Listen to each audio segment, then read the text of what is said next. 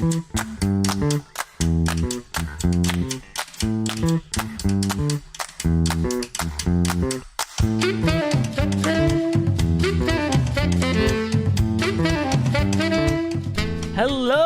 and welcome back to Make Me a Musical, a podcast where I try to get Andrew and... I forgot what show I'm doing. Shit, we're trying to make a musical in less than 30 minutes. Wait, what show are we doing? Make Me a Musical! Ah, excellent. Oh my god, oh, the camera's shaking. Oh, Andrew, are you just like the evil version of me? I am you. Oh, actually. No, what a twist. I am not Edward Norton, I am in fact Brad Pitt. I'm the you that you wish you could be. I feel like that brings a greater subtext to the entirety of our show, in all honesty.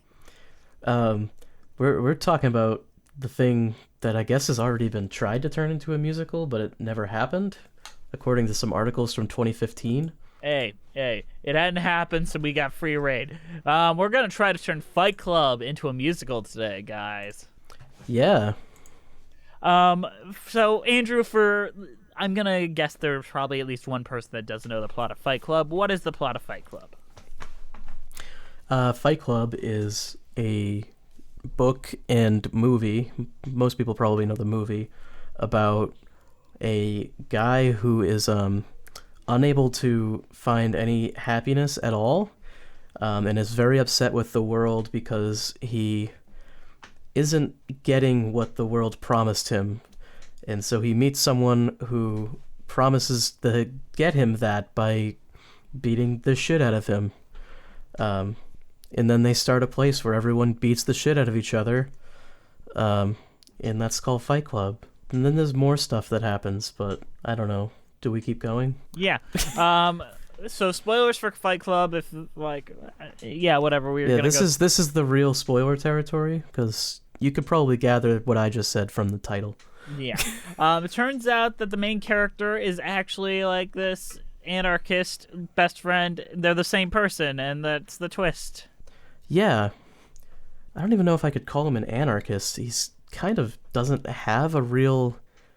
He represents everything that the current society and system upholds as the ultimate good, super masculine, it's macho. It's anti-materialist, anti-corporate, all that kind of. Yeah. Belief. So they basically want to tear down the system to implement the system again. It's kind of like they don't really know what they want. I don't know. It's a very relevant movie, though. I know they're anti-consumerism. That's their big thing. They're anti-consumerism. They're also anti, feminization, or what they view as, or demasculization is probably a better term, or what they view as that. There's a lot of references to men growing breasts, and also he goes to the place where the men had testicular cancer and lost their testicles. There's a whole lot of references to that. It's the feminization of men. There's a lot of crazy stupid stuff in this show. But really what it is just, it's mostly just about somebody fully embracing all of the toxic elements of masculinity. Yes. And where that leads you, and the horrible things that can get you to do. Just by feeling like you're less of a man. Yeah.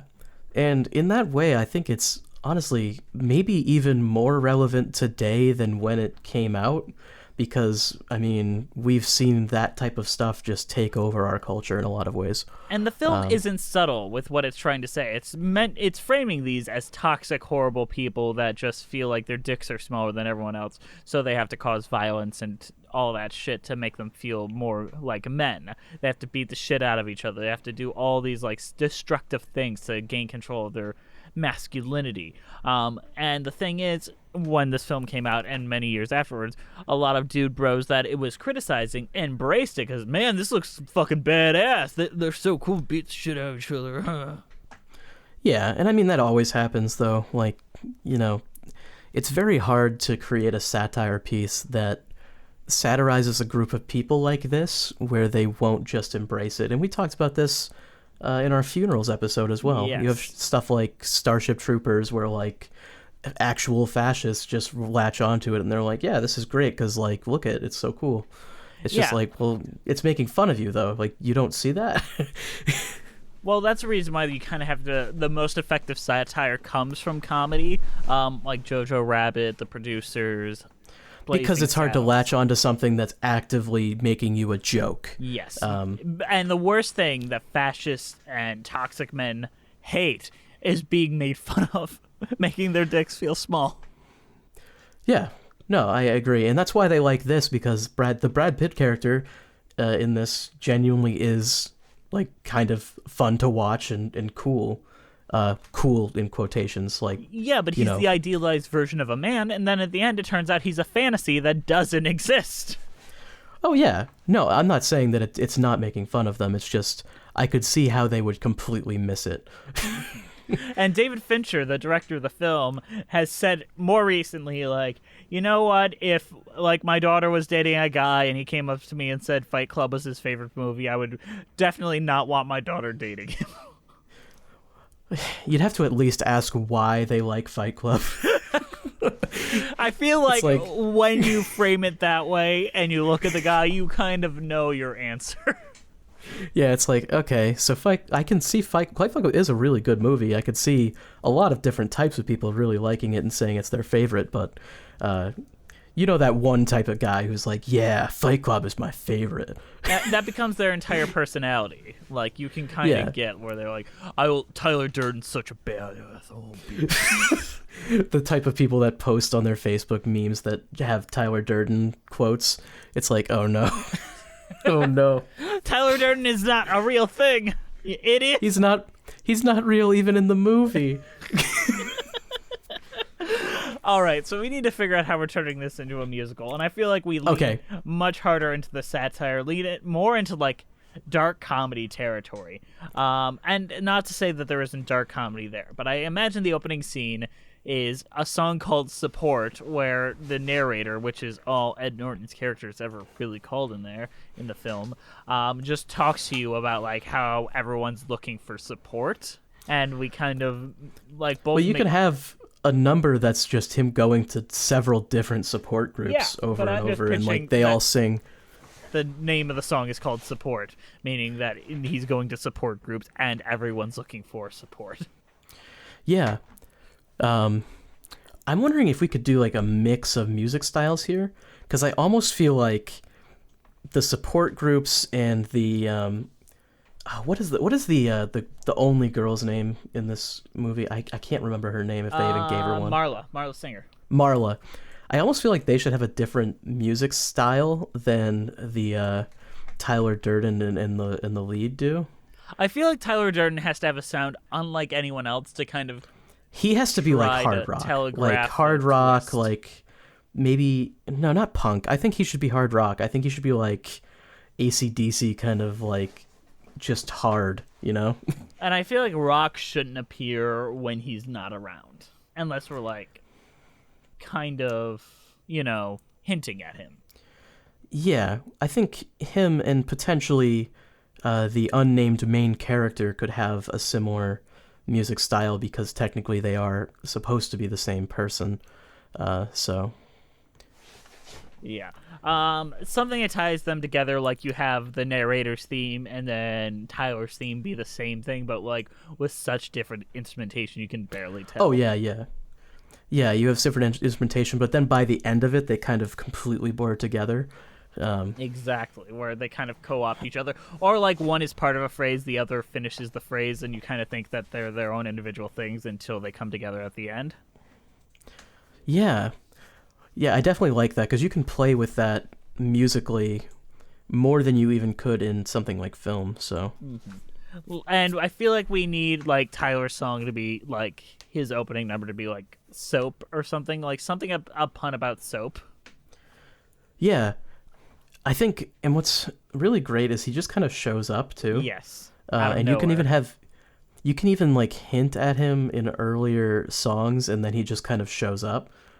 I mean, in the film, they literally put him into the background of the shot for like one frame, that kind of stuff. You could probably do that in staging a bit.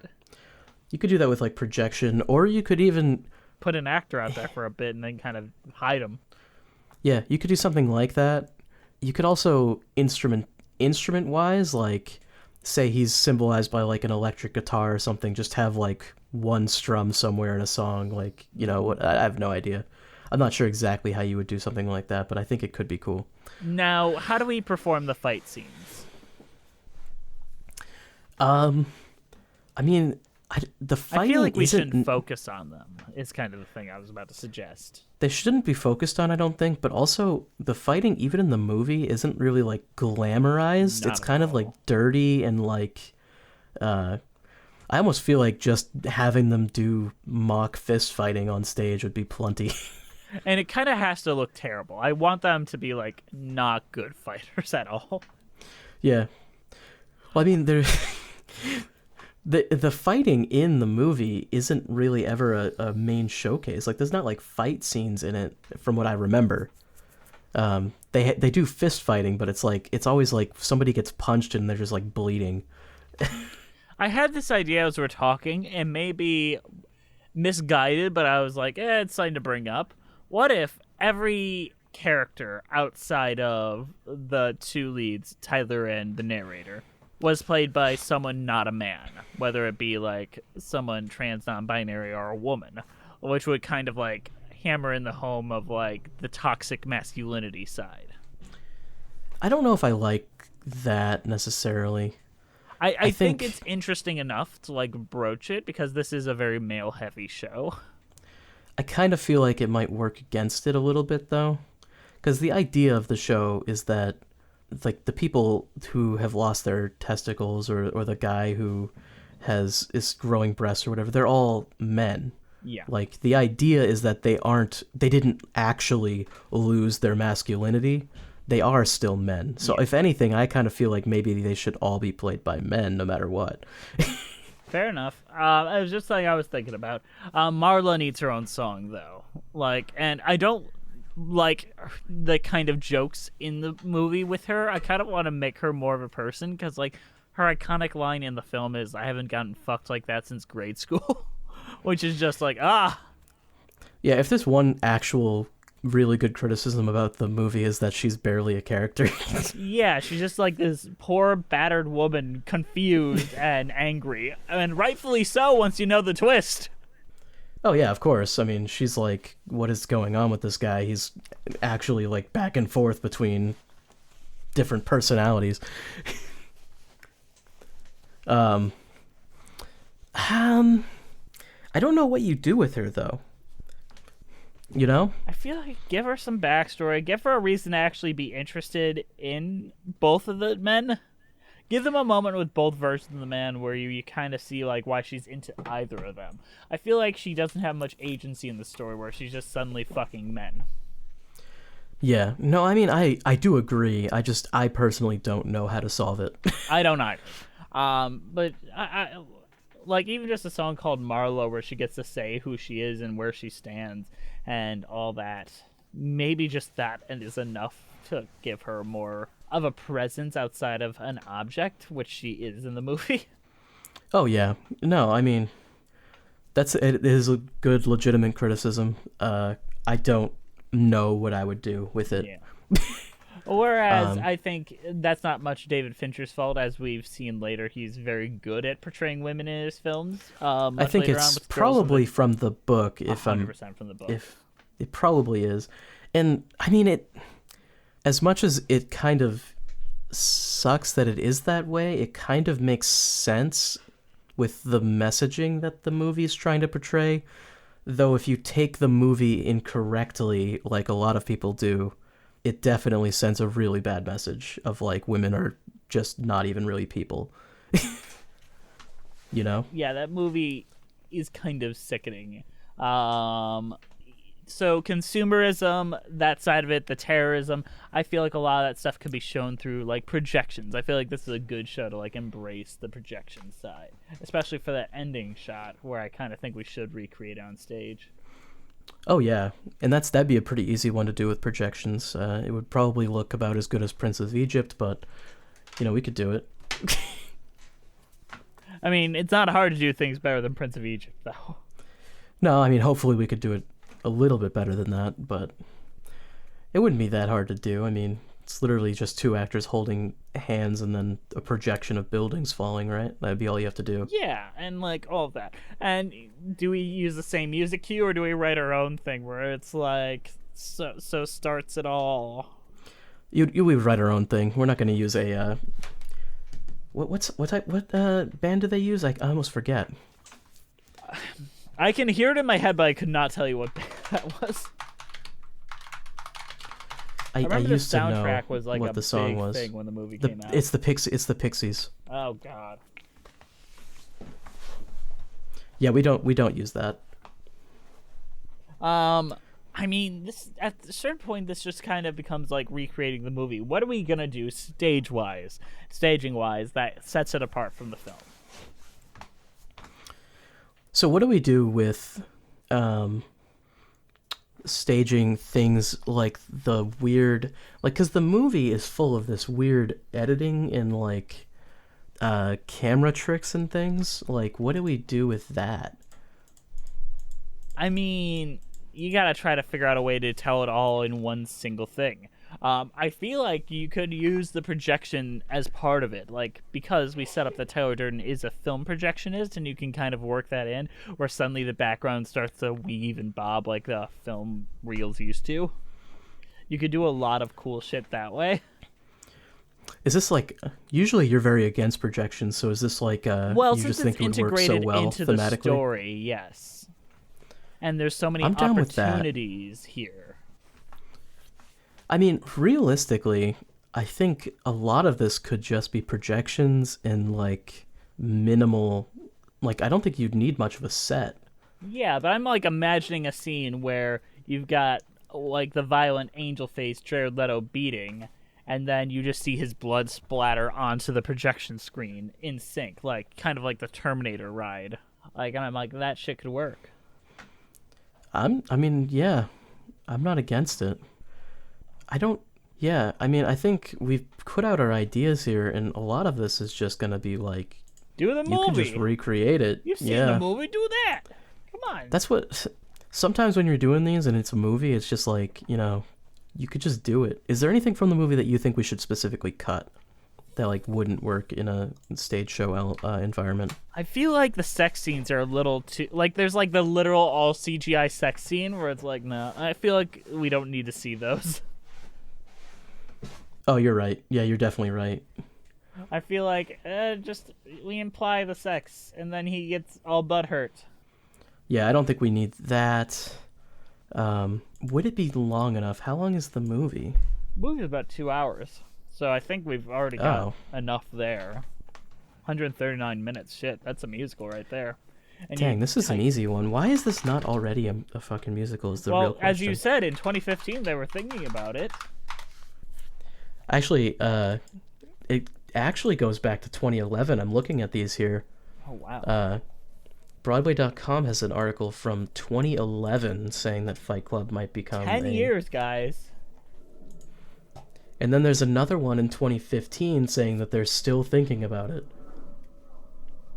So Chuck just put this damn thing out. It was the guy who was interested in that. And he wants to turn it into a rock opera, which I think might be the best way to do it, so it's like so obscenely different. I'm curious who he is, and what he's done. He is the writer of the book Fight Club, it looks like. Okay, so it's a direct adaptation of his book. Curious who... Okay, he wanted Julie Taymor and Trent Reznor working together on it. So... Oh my... The girl that did Lion King and Spider-Man Turn Off the Dark was directing a version of Fight Club produced by David Fincher with music by Trent Reznor. Oh god, well, who's Trent Reznor again? I know the name. He's from Nine Inch Nails. He does all the scores. Oh my god, yes. for David Fincher's movies now. He just won an Oscar for Soul last weekend. Fuck. Well, Julie Taymor. Where is this? Is an insane person, and I want this. Where is this? Why is this not a thing yet? I don't know, but I really want this to happen now. Like, fuck our version. Julie Taymor, Trent Reznor, and David Fincher making a musical, a rock opera. Insert this into my veins, please. Wow. If only. I'm like looking at articles. I'm like trying to figure out what happened to this. Why didn't it come out? Apparently, like, Trent Reznor wanted a year to put it apart in 2015, and there's been nothing since. I hope that they're still working on it. Like, can someone just pester Trent Reznor? Like, yo, dude, I know you just won an Oscar, and we're nominated in 2 categories. Like, you were nominated for 2 of the 5 nominations this year, but can you work on that Fight Club rock opera, please? Yeah, like, this is, like, legitimately... the best case scenario for something like this, right? Yeah, it's also, like, a really... honestly, I think it would be good. As long as they kind of went in, I think the fact that you have the original creators in there, like the hindsight of like what they interpreted from the book and what audiences interpreted from the film might help them more than someone. It might help them make something more pointed. Like they might be able to like create something that's more accurate to the thing that they wanted to portray than the movie was. Not that the movie did a bad job, it's just that they could do it better. The thing is, if you have a fan going into that and like interpreting it their own way, they're just going to replicate what they liked before. They're going to be less inclined to change. I mean, the worst case scenario is you get one of those dude bros who got all the wrong messages, and then they remake it, and it's like, the whole thing is just like Tyler Durden is super cool, and he was right the whole time. Oh my God. Like, all right, can we all just, like, someone make one of those change.org petitions? Trent Reznor, get to writing the Fight Club rock opera. Yeah, no, make this happen. And when it happens, support it, unless it's very bad.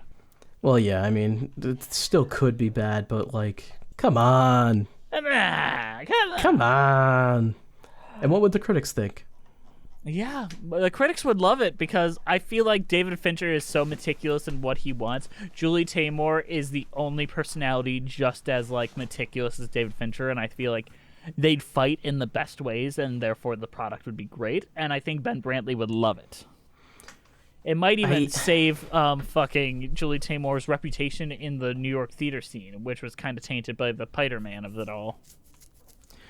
No, I mean, the only way I can imagine critics not liking it is if somehow it's just far, far worse than the movie adaptation. But I can't imagine it would be with it being created by the same people. So, I mean, that is a double-edged sword. The same people worked on the Prince of Egypt musical, and look what happened there. You're right. You're right. But I think that Julie Taymor makes me more confident in it all because, yeah, she makes some big, broad decisions, but she'd also be like a new voice added into the mix. Yeah. Also, I think it's unfair to pin the blame of Spider-Man on her. Yes, it is. 100%. I think that was just a doomed project. Oh, yeah, Bono is writing the music? Massive hit. There was just no way that was ever going to work. So, would you say that Fight Club would scrub her reputation clean like a bar of soap? I would, in fact. I think it would. And not. She's got a weird reputation, and a lot of it's earned, a lot of it isn't. She does take other people's cultures and co-opt it into new things a lot, which is icky. But I think she's very talented, so I'd like to see her come back to Broadway in a musical form, because she knocked Lion King out the park. Yeah. Hopefully we're doing Lion King soon on Musicals with Cheese proper. Yeah. I don't think I have anything more to say on Fight Club. Yeah. It was a good talk, and honestly, I think the takeaway here is finish what you started. Come on. Finish the hat, guys. Like, all right. Legitimately, I just want to see it. Just, you must have something there. And obviously, with multiple articles being written within a 5-year period, like, they want it to happen. Like, come on. I can't imagine David Fincher being like, I really want this musical to exist. I feel like he's like too much like, what the fuck are you talking about? No, I don't want this shit. I mean, I disagree. Looking at these articles, they're saying that he's one of the ones pushing for it. I don't think he's pushing for it. I think he's like, yeah, whatever. If you guys want to do it, I'll support it. I bet that's more what his involvement. Maybe. I don't know. I want it to happen is all I can say. All right, guys, we'll see you next time on our new episode of Make Me a Musical. Oh no, Andrew, you're fighting me, but I'm fighting myself. Ah! Ah! Ah! Turns out I never existed after all. And I've just been in a room talking to myself for all these episodes. Oh no! What a crazy reveal that would be. All right, let's tear it all down. We're blowing up everything. Kaboom!